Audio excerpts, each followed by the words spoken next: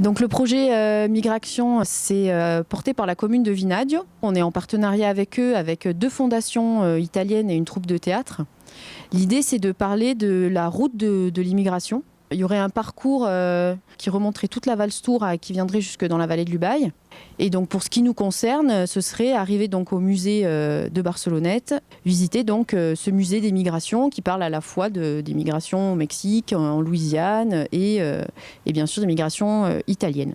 C'est important parce qu'une grande partie de la population de la vallée d'Ubaye attend aujourd'hui justement de retrouver cette histoire dont ils sont issus, puisque les migrations piémontaises et italiennes a quand même nourri tout le 19e siècle, la première moitié du 20e siècle, jusqu'à la construction des stations de ski. Et on évoquera aussi à la fin du parcours les immigrants piémontais qui ont choisi la vallée d'Ubaye pour partir aux Amériques et y faire fortune.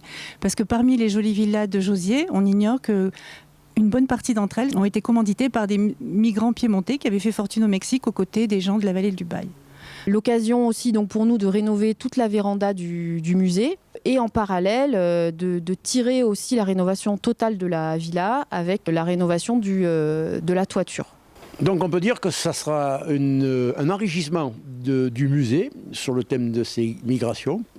Ça va l'enrichir et l'espace où nous sommes, là sur la véranda, fera partie de l'espace muséographique du rez-de-chaussée. On aura donc à notre charge, d'après les accords avec le projet Alcotran Europe, 15% de ces 460 000 € à notre charge.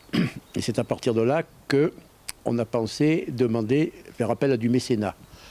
En profitant de ce mécénat, on s'est dit qu'il faudrait peut-être aller plus loin parce que le musée est quand même en situation désagréable avec toutes les fuites qui sont sur le toit. Donc on a eu des devis pour refaire le toit et on a demandé à ce moment-là de faire appel à la Fondation du patrimoine qui va gérer ces dons de manière à ce que les donateurs, que ce soit des privés ou des entreprises, pourront défiscaliser ces dons faits pour la restauration. Là, je dis bien la restauration du musée cette fois. Donc cette défiscalisation par l'intermédiaire de la Fondation du patrimoine permet à des particuliers qui donnent 100 € de déduire de leurs impôts la somme de 66 € de leurs impôts. Les 2/3 de ce qu'ils donnent au musée, à la Fondation du patrimoine pour le musée, sont affectés à une économie d'impôts. Et pour les entreprises, ce n'est que 60%, mais ce n'est pas négligeable non plus. Ensuite, ceux qui payent l'ISF, ils ont droit à des abattements aussi.